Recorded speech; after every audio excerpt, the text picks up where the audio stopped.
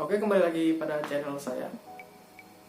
Nama saya Margo Kumoro Indrastoto, NIM saya 2030702107. Kali ini saya akan menjelaskan sedikit tentang kalimat efektif. Yang pertama, yang awal. Pengertian kalimat efektif. Kalimat efektif ialah kalimat yang memiliki kemampuan untuk menimbulkan kembali gagasan-gagasan pada pikiran pendengar atau pembaca, seperti gagasan yang ada pada pikiran pembicara atau penulis. Kalimat dikatakan efektif apabila berhasil menyampaikan pesan, gagasan, perasaan, maupun pemberitahuan sesuai dengan maksud isi pembicaraan atau penulis. Kalimat efektif adalah kalimat yang terdiri atas kata-kata yang mempunyai unsur SIOK, subjek, predikat, objek, keterangan, atau kalimat yang mempunyai ide atau gagasan pembicara atau penulis. Oke, berikutnya kita masuk ke ciri-ciri kalimat efektif. Ciri-ciri kalimat efektif ada 8. Yang pertama, memiliki unsur penting atau pokok, minimal unsur SP, subjek, predikat. Taat. Yang kedua, taat terhadap tata aturan ejaan yang berlaku. Nomor 3, menggunakan diksi yang tepat. 4, menggunakan kesepadanan antara struktur bahasa dan jalan pikir yang logis dan sistematis. Kemudian yang kelima, menggunakan kesejajaran bentuk bahasa yang dipakai. Yang keenam, melakukan penekanan ide pokok. Yang ketujuh, mengacu pada kehematan penggunaan kata. Kemudian yang terakhir, menggunakan variasi struktur kalimat. Oke, berikutnya kita masuk ke penggunaan kalimat efektif. Penggunaan kalimat efektif biasanya digunakan pada tulisan ilmiah seperti makalah, skripsi, tesis, disertasi, laporan, penelitian, dan sebagainya. Kalimat efektif berbeda dengan kalimat yang dipakai oleh para sastrawan atau wartawan. Masuk ke bagian syarat-syarat kalimat efektif. Di sini ada 9 syarat untuk dikatakan kalimat efektif. Yang pertama, kelogisan. Adalah kalimat pasif dan aktif harus jelas. Subjek dan keterangan harus jelas. Pengantaran kalimat dan predikat harus jelas. Induk kalimat dan anak kalimat harus jelas.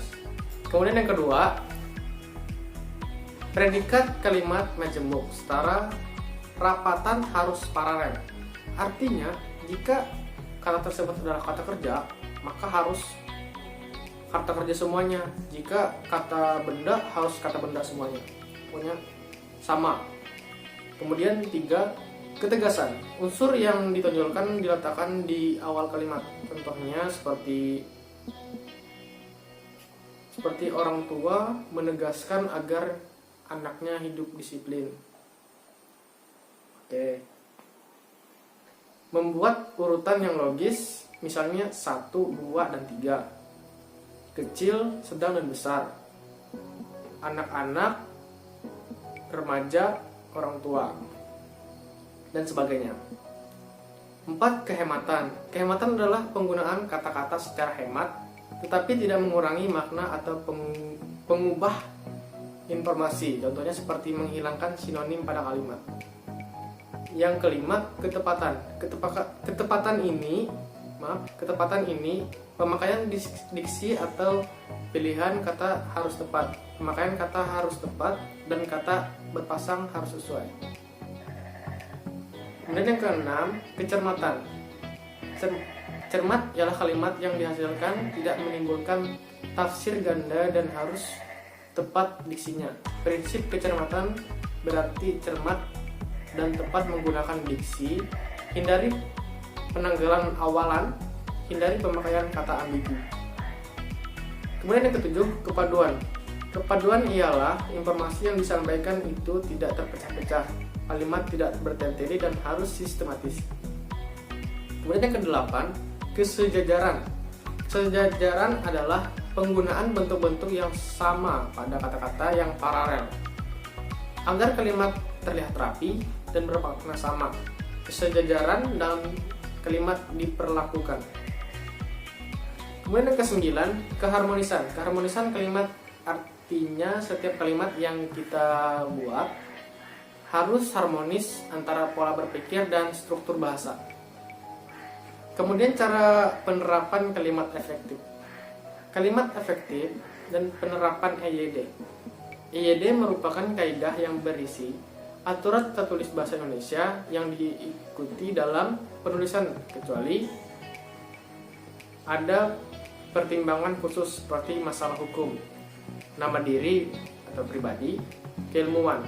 Misalnya Soekarno dibaca Soekarno, Universitas Pajajaran kan ada D-nya, jadi kita langsung baca Pajajaran.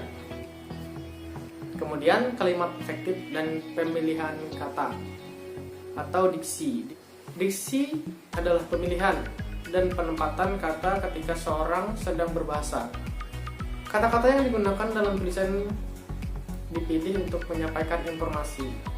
Kata-kata bersinonim ialah kata-kata yang bentuknya berbeda namun makna serupa.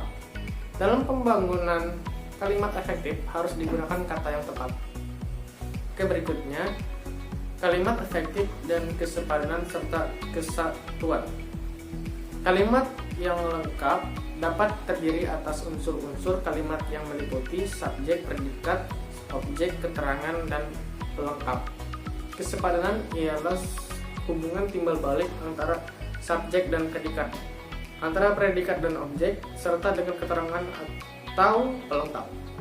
Kesatuan ialah bahwa setiap kalimat harus mengandung satu ide pokok atau kesatuan pikiran. Kemudian, kalimat efektif dan kesejajaran bentuk. Yang dimaksud kesejajaran atau paralelisme di dalam penyusunan kalimat efektif ialah penggunaan bentuk-bentuk bahasa yang sama atau konstruksi bahasa yang sama dan dipakai dalam susunan serial. Frasa atau kelompok kata disejajarkan dengan frasa, maksudnya ialah kata benda, kata kerja, dan kata sifat disejajarkan dengan kata benda, kata kerja, atau kata sifat. Kemudian kalimat efektif dan penekanan ide pokok. Kalimat efektif dan penekanan ide pokok memiliki 3 poin, yaitu pertama, posisi kata dalam kalimat. Maksudnya ialah penempatan kata yang tepat untuk dimasukkan ke dalam kalimat. 2. Urutan yang logis. Contohnya kecil, sedang, besar, atau anak-anak, remaja, orang tua. Kemudian yang ketiga, pengulangan kata. Contohnya seperti kalimat pembangunan dapat dilihat sebagai proses yang rumit dan mempunyai banyak dimensi. Tidak hanya dimensi ekonomi, tapi juga dimensi politik, dimensi sosial, dan dimensi budaya. Pengulangan pada kata dimensi. Kemudian kalimat efektif dan penghematan kata. 1. Pengulangan unsur kalimat. Contohnya pada kalimat pemuda itu segera mengubah rencananya setelah dia bertemu dengan pimpinan perusahaan. Dirubah menjadi pemuda itu segera mengubah rencananya setelah bertemu dengan pimpinan perusahaan dengan menghilangkan kata dia. 2. Penggunaan hiponimi. Contohnya warna kuning dan merah mendominasi suasana pemilu pada tahun 1999. Dirubah menjadi kuning dan merah mendominasi suasana pemilu 1999. Kata warna dihilangkan karena sudah diketahui bahwa kuning dan merah adalah menyatakan warna. Kemudian kalimat efektif dan variasi struktur. Penempatan unsur-unsur kalimat. Variasi yang pertama, variasi panjang pendek kalimat. Kalimat yang pendek belum tentu mencerminkan kalimat yang baik dan efektif. Kalimat yang panjang pun belum tentu selalu rumit dan tidak efektif. Kalimat yang panjang pun karena yang akan diungkapkan cukup banyak dan perlu perinci dapat lebih efektif. Namun dalam suatu tulisan keduanya dapat dipadukan untuk menghindari kejenuhan pembaca. Kemudian yang kedua, pemilihan jenis kalimat. Variasi kalimat dapat dilakukan juga dengan memanfaatkan berbagai jenis kalimat yang ada. Ada 3 macam jenis kalimat ditinjau: kalimat berita, kalimat tanya, dan kalimat perintah. Dengan variasi kalimat berita, kalimat tanya, dan kalimat perintah akan menyegarkan tulisan. Kemudian yang ketiga, pemilihan bentuk aktif dan pasif. Kalimat aktif apabila subjek melakukan suatu perbuatan. Umumnya, predikat kalimat aktif berupa kata kerja yang berawalan me, ber, dan ada pula yang tidak menggunakan awalan. Kalimat pasif apabila subjek kalimat tersebut tidak berperan sebagai pelaku, tetapi sebagai sasaran. Perbuatan yang dinyatakan oleh predikat. Karya ilmiah umumnya cenderung menggunakan kalimat pasif untuk lebih menunjukkan hasil dari suatu perbuatan daripada pelakunya. Kalimat pasif dapat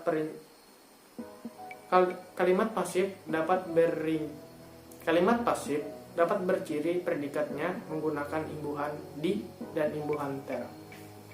Oke, sekian dari saya. Maaf jika ada kesalahan kata. Terima kasih.